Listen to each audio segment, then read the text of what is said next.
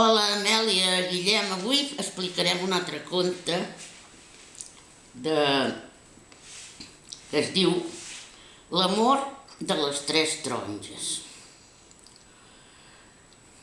Hi havia una vegada un rei i una reina que tenien moltes ganes de tenir un fill, però no el tenien. I varen prometre amb una bruixa que si tenien aquell fill llavors donarien oli i farina a tots els pobres que tenien en aquell seu regne. Així que al cap d'un temps varen tenir un fill i el rei va complir la promesa i va emplenar tota una bassa molt grossa d'oli i un piló de farina al jardí, i tots els pobres anaven passant per allà i anaven emplenant un citrell d'oli i una paperina de farina. Així va ser que va anar passant el temps i encara es anava acabant l'oli, cada vegada n'hi havia menys. Com ja el príncep tenia 7 anys, va anar allà a buscar oli una velleta, una dona vella, i el volia per la seva neta que estava malalta. Va arribar allà, va emplenar de goteta en goteta el citrell d'oli perquè ja no n'hi havia. Va poder arribar a emplenar una mica el citrell. I vet aquí que el príncep estava jugant per allà al jardí, li va ventar un cop i el citrell es va trencar i tot l'oli per terra. I la vella es va enfadar i el va maleir. El va maleir i li va dir que no seria mai feliç fins que trobés l'amor de les tres taronges. Així que el príncep va començar a quedar malalt i trist i melancòlic i se sentia molt desgraciat i cada vegada pitjor. Ja tenia 18 anys i no sortia, estava trist, així que llavors es va decidir que s'aniria a veure si trobava l'amor de les tres taronges. I caminant, va trobar una velleta, també sempre són velletes, que li va dir: on vas, noi? I ell va dir: me'n vaig a buscar l'amor de les tres taronges, però no sé pas allà on és. I la velleta li va dir: ui, l'amor de les tres taronges és allà, en aquella muntanya que hi ha allà tan lluny. Però has de tenir en compte que hi ha un gegant que l'està vigilant, el taronger. I per tant, tu el que has de fer és agafar una mica de llet, una mica un tros de pa i una gallina.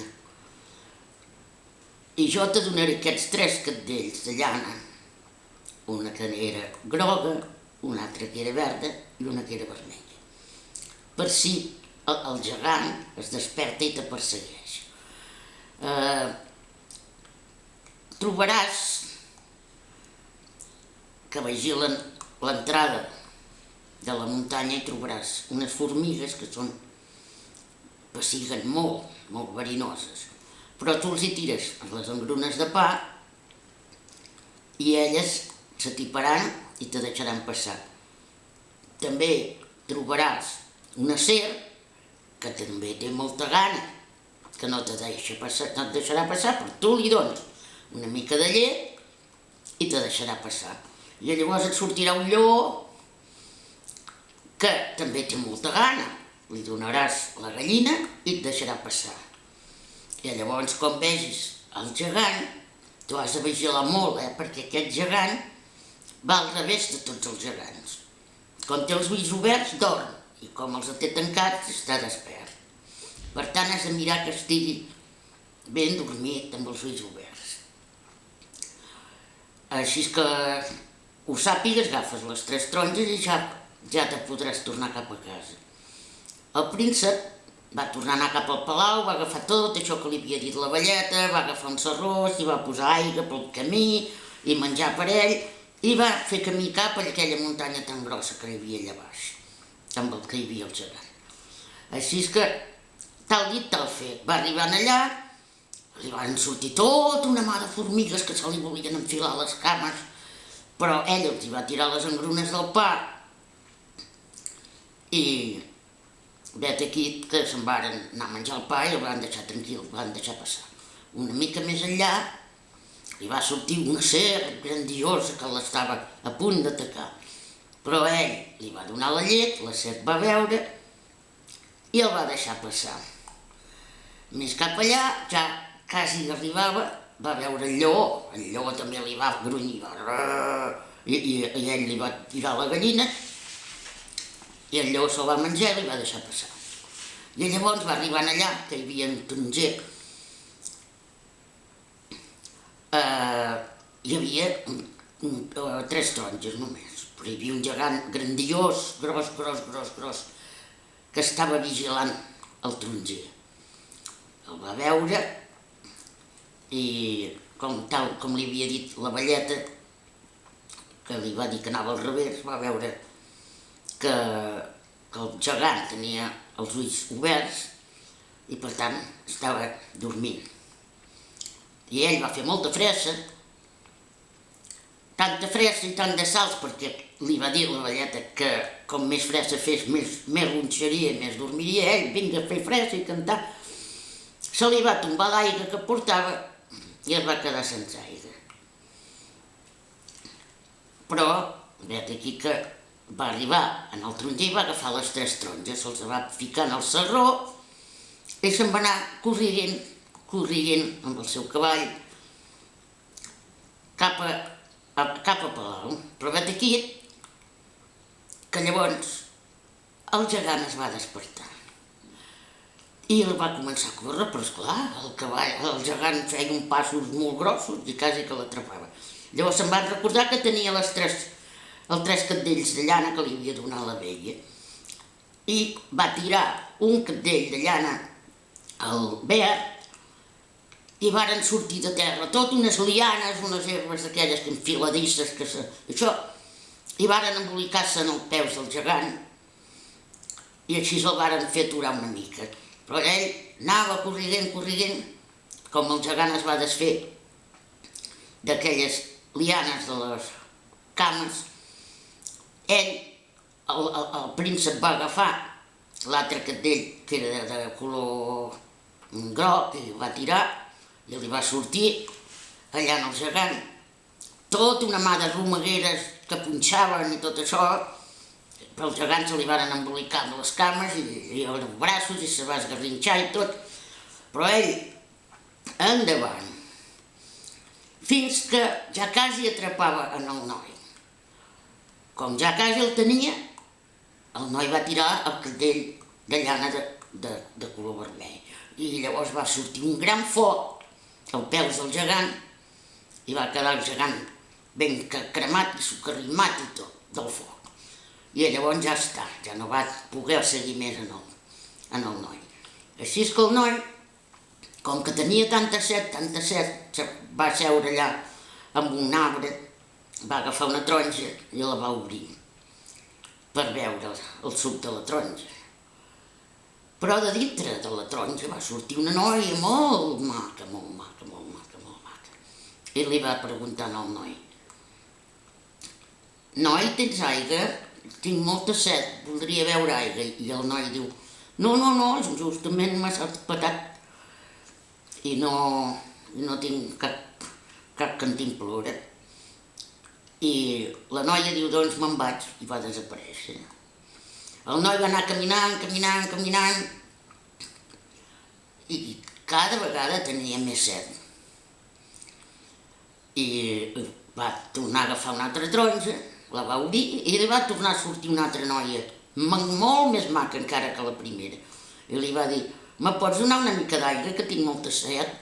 I ell va dir, no en tinc, no em porto, no te puc donar aigua. Però vet aquí que la noia li va dir, mira, doncs me n'he d'anar. I se'n va desaparèixer també. Amb això, que finalment ja quasi arribava al seu poble. Llavors, allà hi havia una font.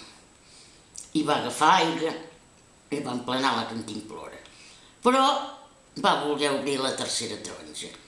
La va obrir i va sortir una noia encara molt més maca, amb una pell blanca, fina, preciosa.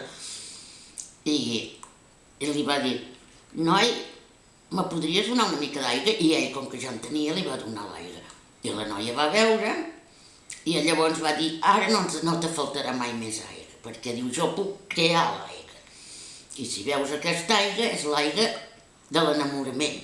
Ella va fer una màgia i va fer brollar una font allà a l'entrada del poble i el noi va veure d'aquella aigua i ella també i es varen ben enamorar perquè aquella aigua era l'aigua de l'enamorament i es varen quedar ben prendats i el noi li va dir, te vols casar amb mi? I ella va dir, sí, estic molt enamorada de tu. Tots estaven molt enamorats i vet aquí, doncs que sí, el noi va dir, me'n vaig corrent en el palau a avisar al meu pare que me casaré. Tu te quedes aquí esperant en aquesta font i te vindré a buscar amb una carrossa per entrar al palau. El noi va anar a casa seva, però esclar, li va haver d'explicar al seu pare tot el que li havia passat i tot això, i anava fent tard, moltes hores, i la noia estava allà amb aquella font, i vet aquí que va passar una noia, molt i molt morena, lletja com un pecat, esparrucada, però tenia la pell quasi bé negra de tan morena que era. I resulta que aquella noia era la neta d'aquella primera vella que li havia tirat la maledicció. I aquesta noia li va preguntar a la princesa què feia allà, la princesa, la noia aquella, què feia allà, com és que estava esperant al costat d'aquella font, i la noia li va explicar tota la història, i que estava esperant el príncep perquè es casarien i tot plegat. Amb això, aquesta noia dolenta, la lletjota, va dir, doncs guita, vols que te pentini? Te pentinaré perquè així és com vingui el príncep seràs molt guapa. I la noia va dir, sí, bueno, i mira, com que aquella era mig bruixa, li va clavar una agulla al cap, una agulla d'aquestes de perla, de mony, li va clavar al cap i la noia se va convertir en un colom. I mira, es va quedar allà, a sobre de la font. I la bruixota, doncs, es va esperant allà. Quan va arribar el príncep, li va dir, tu qui ets? Diu, jo sóc la teva estimada. I com el príncep va tornar a veure aigua d'aquella, va enamorar. I ell li diu, però tu no ets diferent. I ella li va dir, el sol i la serena fan tornar la gent morena. I el príncep es va estranyar, però esclar, va veure més aigua d'aquella i es va enamorar d'aquella dona tan lletja i va pensar, bueno, poder sí, poder trigat massa i aquesta dona s'ha tornat morena i arrugada. Però esclar, m'hi he de casar perquè li vaig dir que m'hi casaria. I així sí, que se'n varen anar cap a Palau per casar-se. El rei va veure aquella cosa, aquella dona tan lletja, però va dir, tu d'això t'has enamorat, però Mira, va ser que es varen casar i com estaven fent el convit del casament, un colom va entrar a la finestra i el colom estava allà a la finestra. I aquest colom li va preguntar al jardiner: què fa el rei? Què fa el príncep? I el jardiner li havia dit: de vegades riu, de vegades plora. I el colom li va contestar: arribarà un dia que només riurà. I així va ser. Va entrar per la finestra del casori, del casament, allà del banquet, i es va posar sobre la taula.